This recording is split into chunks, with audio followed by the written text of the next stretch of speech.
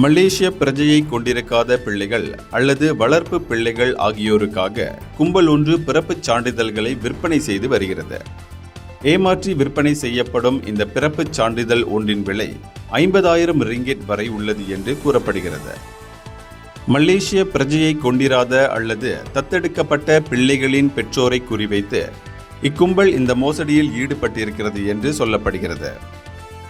இந்த பிள்ளைகளின் உறவினர்கள் என்ற போர்வையில் சிலரை அமர்த்தும் இக்கும்பல் பிறப்புச் சான்றிதழ் விண்ணப்பங்களை தேசிய பதிவிலாக்காவில் சமர்ப்பிக்க வைக்கின்றது. பிறப்புச் சான்றிதழ் கிடைக்க பெற்றதும் அதனை விற்கும் முயற்சியில் அக்கும்பல் ஈடுபடுகிறது.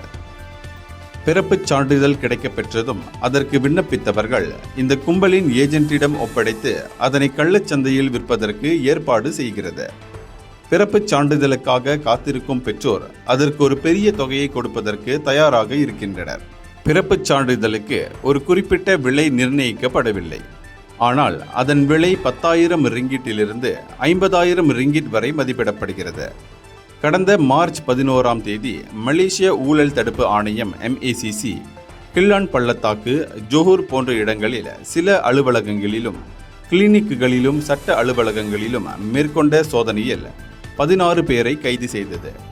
பிடிப்பட்டவர்களுள் ஒரு அரசாங்க ஊழியர், டத்தோஸ்ரீ விருதை பெற்ற ஒரு டாக்டர், ஒரு வழக்கறிஞர், சில ஏஜென்ட்டுகள், பிறப்புச் சான்றிதழுக்கு விண்ணப்பித்தவர்கள் ஆகியோர் அடங்குவர். MACC 1 லட்சம் ரிங்கிட் மதிப்புள்ள 11 வங்கி கணக்குகளை முடக்கியிருப்பதோடு 30 ஆவணங்களை கைப்பற்றியிருக்கிறது.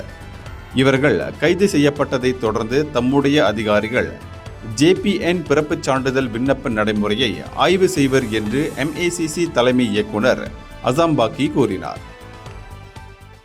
இந்தியர்களின் இதய குரல் மக்களோசை.